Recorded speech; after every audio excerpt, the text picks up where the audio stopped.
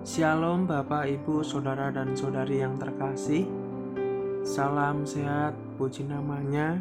Kita boleh diberi kesempatan untuk membaca dan merenungkan kebenaran firman Tuhan di pagi hari ini. Sebelum kita membaca dan merenungkannya, mari kita bersatu di dalam doa. Segala pujian, hormat, kemuliaan hanya bagi nama Yesus, Allah pencipta langit dan bumi, Allah yang kami muliakan, Allah yang kami kasih segenap hati kami. Kami bersyukur untuk kesempatan pada pagi hari ini. Tuhan boleh memelihara kehidupan kami di sepanjang malam tadi hingga pada saat ini. Itu semua karena kebaikan dan kemurahan-Mu bagi kehidupan kami. Ya Bapa, kami akan merenungkan kebenaran firman-Mu. Tuhan menolong dan memberkati kami. Ini doa seruan kami hanya di dalam satu nama Yesus Kristus. Kami siap membaca dan merenungkan kebenaran firman-Mu. Haleluya. Amin. Bapak, Ibu, dan saudara-saudara yang terkasih, tema kita di pagi hari ini, inilah kita di dalam Dia. Sekali lagi, inilah kita di dalam Dia, yang terambil di dalam kitab Lukas 9 ayat 43b sampai 48. LAI memberi judul pemberitaan kedua tentang penderitaan Yesus. Maka takjublah semua orang itu karena kebesaran Allah. Ketika semua orang itu masih heran karena segala yang diperbuatnya itu, Yesus berkata kepada murid-muridnya, "Dengarlah dan camkanlah segala perkataanku ini. Anak manusia akan diserahkan ke dalam tangan manusia." Mereka tidak mengerti perkataan itu, sebab artinya tersembunyi bagi mereka, sehingga mereka tidak dapat memahaminya, dan mereka tidak berani menanyakan arti perkataan itu kepadanya. Siapakah yang terbesar di antara para murid? Maka timbullah pertengkaran di antara murid-murid Yesus tentang siapa yang terbesar di antara mereka. Tetapi Yesus mengetahui pikiran mereka, karena itu Ia mengambil seorang anak kecil dan menempatkannya di sampingnya, dan berkata kepada mereka, "Barang siapa menyambut anak ini di dalam namaku, ia menyambut aku.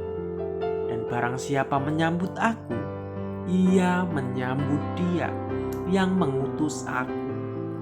Karena yang terkecil di antara kamu sekalian, dialah yang terbesar." Dengan bagian ini Lukas membawa pelayanan juru selamat mencapai titik balik. Di dalam pelayanan di Galilea yang diakhiri dengan pembagian makan kepada 5.000 orang, Yesus mencapai puncak popularitas dan bersama dengan penolakannya untuk dijadikan raja di dalam Yohanes 6 ayat yang ke-15. Dia mulai kehilangan dukungan umum, pengakuan Petrus dan pertanyaan dalam peristiwa pemuliaan di gunung kepada kalangan dalam, yakni para murid, mengawali perjalanan menuju ke salib yang mendominasi bagian terakhir dari Injil ini. Siapakah aku? Serangkaian peristiwa seputar diri Yesus makin menegaskan bahwa Ia adalah Mesias dari Allah di pasal 9 ayat yang ke-20. Peristiwa-peristiwa seperti pengusiran roh-roh jahat, pembangkitan orang mati, pemberian makan 5.000 orang, pemuliaan di atas gunung dan lain sebagainya, mungkin terasa beruntun untuk mereka pahami. 3 perikop yang kita baca hari ini menunjukkan pergumulan mereka untuk memahami panggilan dari mereka sebagai murid-murid Yesus di tengah arus penyikapan yang begitu deras ini. Mereka sulit memahami pemberitaan Yesus bahwa Ia harus menderita di ayat yang ke-44 dan ayat yang ke-22. Bila ini saja masih sulit mereka terima, apalagi aplikasi ikutan bahwa sebagai para pengikut Yesus, mereka pun harus ikut memikul salib. Padahal mereka sendiri dipenuhi angan-angan kebesaran dan posisi tinggi sebagai antidot, obat penawar bagi pikiran ini. Yesus mengambil seorang anak kecil dan yang lebih mengejutkan lagi menjadikan sebagai teladan bagi para calon pembesar atau kerajaan Allah. Mereka juga mementingkan masalah kelompok dalam vs orang luar, ketimbang menyadari bahwa orang tersebut sama-sama melakukan pelayanan dalam nama Tuhan Yesus.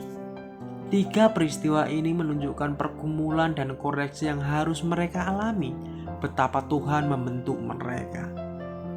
Pelajaran yang diberikan nas ini sangat luar biasa.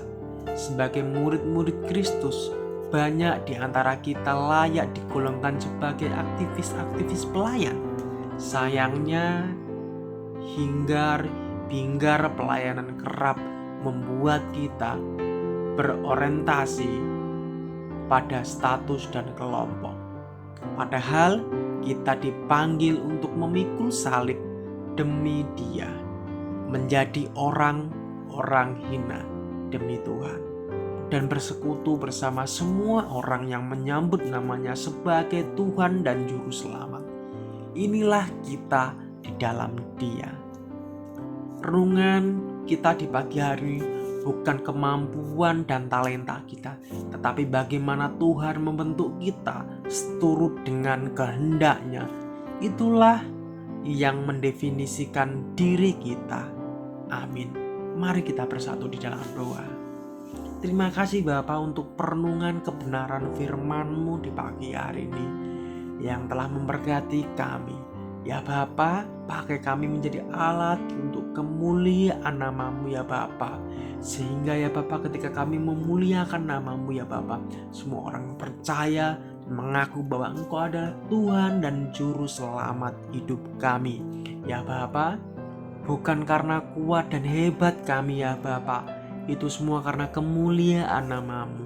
Ya Bapa, biarlah ya Bapa Engkau membentuk kami seturut dengan kehendak-Mu saja, sehingga kami tidak mencuri kemuliaan nama-Mu. Kami siap mengawali aktivitas kami ya Bapa penuh dengan ucapan syukur. Ini doa seruan kami hanya di dalam nama Yesus, Allah pemelihara kehidupan kami. Haleluya. Amin. Shalom, selamat pagi, selamat beraktivitas. Tuhan Yesus memberkati kita semua.